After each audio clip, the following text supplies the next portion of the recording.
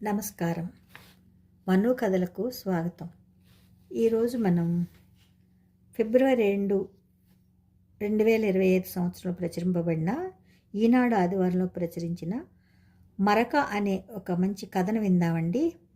మజ్జి భారతి గారు రచించారు దీన్ని. ఈ కథలోకి వెళ్ళిపోదామండి. జీవితంలో ఏదైనా మరక ఒకసారి పెడితే జీవితాంతం పోదేమో, అది ఇప్పుడు అనుభవంలోకి వస్తోంది పరాంకుశానికి. ఇంకో సంబంధం తెచ్చాను చూడండి అన్న పెళ్ళిళ్ళ పేరేతో మొన్న చూసిన సంబంధం బాగుంది, అబ్బాయి అమ్మాయి మాట్లాడుకుంటామన్నారు, వాళ్ళిద్దరికీ నచ్చితే ముహూర్తాలు పెట్టేసుకుందాం అంటే మీ సంబంధం వాళ్ళు వద్దనుకుంటున్నారండి అని చెప్పలేక చెప్పాడు. గుచ్చి అడిగితే ఒకప్పుడు మీకు మీ అబ్బాయికి తాగే అలవాటు ఉండేదని భయపడుతున్నారని అన్నాడు. ఏదైతే అవ్వకూడదని అనుకున్నాడో అదే జరిగింది. 8 ఏళ్ల కిందటెలా ఉండేవాడు తాను. జ్ఞాపకాలు వెల్లవలా చుట్టుముట్టాయి పరాంకుశాన్ని. ప్రమోషన్ వచ్చాక డబ్బులు దండుకునే సీటు, అంతవరకు అలవాటు లేకపోయినా ఫ్రీగా డబ్బులు వస్తుంటే చేదా, అలా తాను లంచగొండిగా మారాడు. తనలాంటి వాళ్ళు నలుగురితో కలిసి మందు కొట్టడం, పార్టీలు పబ్బులంటూ తిరగడం, తాగి ఇంటికి లేటుగా వెళ్ళడం, జీవితాన్ని ఎంజాయ్ చేస్తున్నాననుకునేవాడు. అటువంటి తాను మారాల్సిన పరిస్థితి ఎందుకు వచ్చింది? కొడుకు కూడా తనలా మద్యానికి బానిసయ్యాడని తెలియడం వల్ల కదా. అది ఎలా తెలిసింది? ఆ రోజు మా డాడీనా ఏమి అనుకోలేరా, కొడుకు కూడా తనంతటి వాడయ్యాడని గర్వపడతారు. ఫోనులో కొడుకు మాటలు. అవతల వాళ్ళు ఏమన్నారో నో ప్రాబ్లం, డాడీ బాగా సంపాదిస్తున్నారు, ఇంతకీ పార్టీ ఎక్కడా, మందొక్కటేనా ఇంకా ఏమైనా? కొడుకు మాటలు విన్న తనకి ఆకాశం బద్దలై మీద పడ్డట్టు అనిపించింది. ఫోనులో విన్న పబ్బుకి వెళ్తే అక్కడ 4 ఫ్రెండ్స్తో తాగుతూ కొడుకు. ఫోన్ చేస్తే ఫ్రెండ్ ఇంట్లో ఉండి చదువుకుంటున్నానన్న సమాధానం. అప్పుడే అబద్ధాలు చెప్పడం మొదలుపెట్టాడన్నమాట. తాను కూడా మొదట్లో అలాగే క్యాంప్కి వెళ్ళానని, ఆడిట్ అవుతుంటే రాత్రంతా ఆఫీసులోనే ఉన్నానని, ఫ్రెండ్స్ బలవంతం చేస్తే తాగాల్సి వచ్చిందని, ఆ తర్వాత నా సొమ్ము నా ఇష్టం, నువ్వెవరో అడగడానికి, ఇంటికి కావాల్సిన తెచ్చి పడేస్తున్నాను కదా, తాగడం సోషల్ స్టేటస్, అది కూడా తెలియని మొద్దువి అంటుండేవాడు. ప్రతిరోజు తాను వచ్చేప్పటికీ కొడుకు పడుకొని ఉంటున్నాడు. వాడికి తెలియదు అనుకున్నాడు. కానీ ఎదిగిన కొడుకు తనని గమనిస్తున్నాడని, తన మార్గంలోనే నడుస్తున్నాడని తెలుసుకోలేకపోయాడు. ఈ వయసులో తాగుడుతోనే ఆగిపోతారా? మందు పక్కనే డ్రగ్స్ మేమున్నామంటాయి. ఆ పైన వాళ్ళ కంట్రోల్లో వాళ్ళు ఉండగలరా? ఒకసారి వ్యసనమంటూ అలవాటైతే ఎంతకైనా దిగజారుతారు. అది తనకు అనుభవమే. అసలే ఉడుకు రక్తం. పేపర్లో ఎన్ని చూడడం లేదు. దొంగలుగా మారిన స్టూడెంట్స్, తాగిన మైకంలో ఫ్రెండ్స్ మధ్య గొడవ, ఒకరి హత్య, అడిగిన వెంటనే డబ్బు ఇవ్వలేదని తండ్రిని కత్తితో పొడిచిన కొడుకు. పేపర్లలో హెడ్డింగ్స్ భయపెడుతున్నాయి. తన కొడుకుని అటువంటి పరిస్థితుల్లో ఊహించుకుంటేనే తల బద్దలైపోతుంది. ఒక పెగ్గేస్తే అనిపించింది. కాళ్ళు కౌంటర్ వైపు లాగాయి. కానీ బుద్ధి బయటకు నడిపించింది. ఇప్పుడేం చేయాలి? తాను మారకపోతే కొడుకు తన తోవలోనే, తప్పదు, మారాలి. అప్పటి నుంచి ఆ అలవాటు మార్చుకోవడానికి తానెంత కష్టపడ్డాడో. ఇంట్లో చెప్పకుండా క్యాంప్ అంటూ డీడక్షన్ సెంటర్లో చేరి అలవాటైన మందు పడకపోయేటప్పటికి ఒళ్ళంతా మంటలు, తిమ్ముర్లు, కళ్ళు తిరిగిపోతున్నట్టు, మానసికంగాను శారీరకంగాను ఎంత యాతన పడ్డాడో. ఆ మెడిసిన్స్ వాడుతున్నప్పుడు, చికిత్సలో భాగంగా కొంచెం మందు తాగినప్పుడు గుండె ఆగిపోతుందేమోనన్నంత వేగంగా దడదడా కొట్టుకునేది.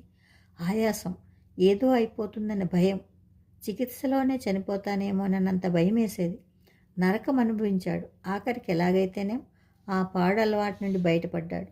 అప్పటి నుండి ఇంటికి త్వరగా వచ్చి కొడుకు కోసం చూస్తే వాడు బాగా తాగొచ్చి ఫ్రెండ్స్ బర్త్డే పార్టీ అని ఒకరోజు, మా ఫ్రెండ్స్ ఛాలెంజ్ చేశారు డాడీ, నేను తాగలేనని, అందుకే ప్లీజ్ అంటూ మరో రోజు, తాగితే తప్పేం డాడీ, మీరు కూడా తాగుతున్నారు కదా అంటూ ఇంకో రోజు.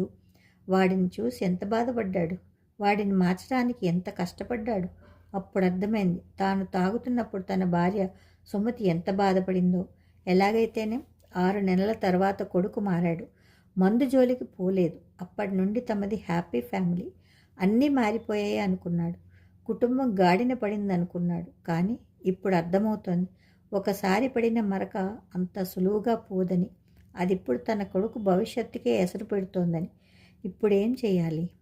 అమ్మాయి తండ్రి దగ్గరికి వెళ్ళి ఇప్పుడు అటువంటిదేమీ లేదని బ్రతిమలాడుకోనా అని ఆలోచిస్తున్నాడు పరాంకుశం. చదువుకునేటప్పుడు మీకు తాగే అలవాటు ఉందట కదా, మీ నాన్నగారు కూడా కొన్నాళ్ళు తాగేవారట కదా. మా నాన్నగారు ఆ విషయంలో భయపడుతున్నారు, నిజమేనా? బాంబులా దూసుకొచ్చింది ఆమె ప్రశ్న. అయోమయంగా చూశాడు సూర్య. మీ గురించి ఎంక్వైరీలో తెలిసింది, తాపీగా అందామె. ఏమంటాడు? తండ్రి గుర్తుకొచ్చాడు. నాన్న కూడా తన కోసమే కదా. జ్ఞాపకాలు చుట్టుముట్టాయి సూర్యను. నాన్న తాగుతాడని తనకెప్పుడు తెలిసింది? నాన్న వచ్చేప్పటికి లేట్ అవుతుంది, ఆఫీస్ పని ఎక్కువగా ఉంటుంది. ఇప్పటికి పడుకో, రేపు ఉదయం చెప్దు కానీ అని అమ్మ చెప్తున్నా వినకుండా ఇంజనీరింగ్ ఫస్ట్ ఇయర్లో సెమిస్టర్ ఎగ్జామ్స్లో క్లాస్ ఫస్ట్ వచ్చానని చెప్తే నాన్న ఎంత సంతోషపడతాడోనని దొంగ నిద్ర నటిస్తున్న తనకు ఆ రోజు తెలిసింది నాన్న తాగుతాడు అని. అంతవరకు నాన్నే తనకు ఆదర్శం. నాన్నలా బాగా చదువుకోవాలి, మంచి ఉద్యోగం తెచ్చుకోవాలి అన్నదే తన లక్ష్యం. కానీ మొదటిసారి తెలిసింది నాన్నేమిటో. అప్పుడు అర్థమైంది అమ్మ రోజు తనని తొందరగా పడుకోమని ఎందుకు చెప్పేదో. అది వరకులా నాన్న ఇంటికి తొందరగా రావడం లేదేమని అడిగినప్పుడు, ప్రమోషన్ వచ్చాక ఆఫీస్ పని ఎక్కువగా ఉంటుంది, నువ్వు బాగా చదువుకుంటే నాన్నకి స్ట్రెస్ ఉండదు అని అమ్మ చెప్తే నిజమేనని నమ్మాడు. అలాగే చదువుకుంటున్నాడు. ఆ రోజు అర్ధరాత్రి దాటాక వచ్చిన నాన్న మాటలు వింటే నాన్నలా అనిపించలేదు, వేరే వ్యక్తిలా అనిపించాడు. ఏదైనా పార్టీ ఏమోనని అనుకున్నాడు ముందు. ఎదిగే వయసు, ఆలోచన పరిధి పెరుగుతుంది. నాన్నను గమనించడం మొదలుపెట్టాడు. ప్రమోషన్ వచ్చాక నాన్న పూర్తిగా మారిపోయాడనే విషయం అర్థమైంది. ఆ విషయం తన వరకు రాకుండా ఉండడానికి అమ్మపడే తాపత్రయమో గమనించాడు. తాగిన వాళ్ళ గురించి అందరూ ఎందుకంత భయపడతారో అర్ధరాత్రి దాటాక ఇంటికొచ్చిన నాన్న ప్రవర్తన చూస్తుంటే తెలుస్తూనే ఉంది. పెద్ద అవుతున్నాడు, వాడికి తెలిస్తే బాగుండదు, ఈ తాగుడు మానేయండి అని అమ్మంటే నాన్న చేయి చేసుకోవడం, శబ్దం బయటికి రాకుండా అమ్మ ఏడవడం, ఏమీ జరగనట్టు తెల్లవారు తనతో మామూలుగా ఉండడం, తనకు తెలియకూడదని అమ్మ, తనకు తెలుసనే విషయం అమ్మ గ్రహించకూడదని తాను. దాగుడు మూతలు ఆడుతూనే ఉన్నారు.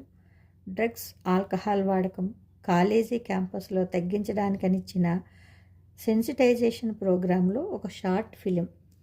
ముందు ఫ్రెండ్స్ ఒత్తిడి తట్టుకోలేక ఎలా మొదలు పడతారో, ఆ తర్వాత వాటికి ఎలా బానిసలవుతారో, ఆ మత్తులో వాళ్ళ ప్రవర్తన ఎలా ఉంటుందో, అవి లేకపోతే వాటి కోసం వాళ్ళెంత నీచానికి దిగజారగలరో, కుటుంబాలు ఏ రకంగా విచ్ఛిన్నమవుతాయో కళ్లకు కట్టినట్టు చూపారు. ఇంట్లో ప్రత్యక్షంగా చూస్తూనే ఉన్నాడు. ఏదో చేయకపోతే ఆ కౌన్సిలర్ చెప్పినట్టు నాన్న తమకు దక్కడు. కొన్నాళ్లకు తమ కుటుంబం కూడా ఆ షార్ట్ ఫిల్మ్లో చూపించినట్టే. ఆ ఆలోచనే భరించలేకపోయాడు సూర్య. అమ్మ ఎంత నరకం అనిపిస్తోందో ప్రత్యక్షంగా చూస్తున్నాడు. అప్పుడు అనిపించింది, ఏదో చేయాలి, చేసి నాన్నను మార్చాలి, అమ్మ ముఖంలో మళ్ళీ సంతోషం చూడాలి. తాను అడిగిన ప్రశ్నకు సమాధానం చెప్పకుండా ఆలోచనల్లో మునిగిపోయిన సూర్యను గమనిస్తూనే ఉంది స్రవంతి. అదే కాలేజీలో చదివిన ఆఫీసులో తన సీనియర్ని ఇతని గురించి అడిగితే, నాకు పరిచయం లేదు కానీ మంచివాడు, చెడు అలవాట్లు లేవు, ప్రోయాక్టివ్గా ఉండేవాడు, మంచి సంబంధమే అన్నాడు. ఉదయం నాన్నేమో ఆ సంబంధం మంచిదనుకున్నాం కానీ తండ్రి కొడుకులిద్దరికీ తాగుడు అలవాటు ఉండేదట. ఒకసారి ఆ అలవాటు ఉంటే మళ్ళా అలవాటు అవదన్న గ్యారంటీ లేదు. మనకు ఆ సంబంధం వద్దు, ముందనుకున్నట్టు నువ్వు అబ్బాయిని కలవకు అన్నారు. అదే మాట తన కొలీగ్తో చెప్తే వాళ్ళ నాన్న సంగతి తెలియదు కానీ సూర్య మాత్రం టీ టోటలర్, మందు ముట్టడు.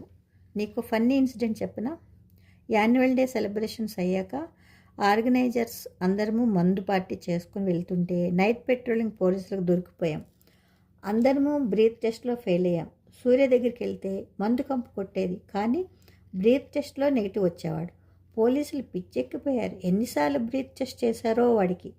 ఆఖరికి షర్ట్ తీసి వచ్చాడు. అప్పుడు అర్థమైంది అందరికీ, వాడు తాగలేదు, షర్ట్ మీద వంపుకున్నాడని. ఏంటయ్యా ఇదని పోలీసులు అంటే, తాగినట్టు యాక్షన్ చేయకపోతే సీనియర్స్ ఒప్పుకోరు సార్, అందుకే ఇలాగా అన్నాడు. అది తలుచుకుని ఇప్పటికీ నవ్వుకుంటాం. నాకు తెలిసిన సూర్యకి ఏ దురలవాట్లు లేవు.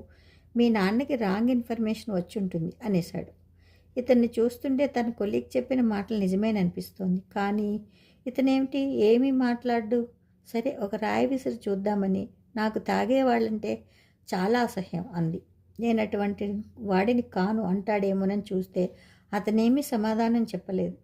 మీరన్నది నిజమే అన్నట్లు తల ఊపాడు. ఇంకేమనాలో తోచక తాగేవాళ్ల కుటుంబంలోకి పంపిస్తే కూతురు భవిష్యత్తు ఎలా ఉంటుందోనని మా నాన్న భయపడుతున్నారు అంది. అప్పుడైనా నిజం చెప్తాడేమోనని. ఏ తండ్రైనా పిల్లల భవిష్యత్తు గురించి ఆలోచిస్తాడు. మీ నాన్నగారు అలా అనుకోవడంలో తప్పేమీ లేదు. ఈ విషయంలో మీ నాన్నగారి నిర్ణయాన్ని నేను అర్థం చేసుకోగలను అంటూ లేచాడు. ఏం చేయాలో తెలియక ఆఖరస్త్రంగా, మీ నాన్నగారి గురించి అలా నటించారు కదా అంది. అంతే. లేచి వెళ్ళిపోబోతున్న వాడాయి. ముందు ఆశ్చర్యంగా, తర్వాత దొరికిపోయానన్నట్లు తనే తాను నవ్వుకుంటూ వచ్చి కూర్చున్నాడు. తనెదురుగా అంటే తన అంచనా కరెక్టేనన్నమాట. ఆ వయసులోనే ఇంత బాధ్యతగా కుటుంబం గురించి ఆలోచించాడంటే అతను కుటుంబానికి ఇచ్చే ప్రాధాన్యం అర్థమవుతోంది. ఈ కాలంలో తాగని వాళ్ళు ఎవరుంటారు? అటువంటిది వాళ్ళ నాన్నని మార్చడం కోసం తాగినట్టు నటించాడంటే నిజంగా అభినందించదగ్గ విషయం. అటువంటి వాడు తన కుటుంబాన్ని కూడా బాగా చూసుకుంటాడు అనుకుంటూ సూర్య వైపు చూసింది. తననే తదేకంగా చూస్తున్నాడు. ఆ చూపుల్లో నీకు పడిపోయాను, నిజాన్ని గ్రహించావన్న అభినందన. సూర్య చూపులు కలిశాక ఈ అబ్బాయినే పెళ్లి చేసుకుంటానని నాన్నకి ఎలా చెప్పి ఒప్పించాలా అని ఆలోచించసాగింది స్రవంతి. కథ సమాప్తం. ఈ కథ మీకు నచ్చితే లైక్ చేయండి, షేర్ చేయండి, కామెంట్ చేయండి, సబ్స్క్రైబ్ చేసుకొని నన్ను ఎంకరేజ్ చేయండి. ఉంటానండి. ప్రేమతో మీ మను.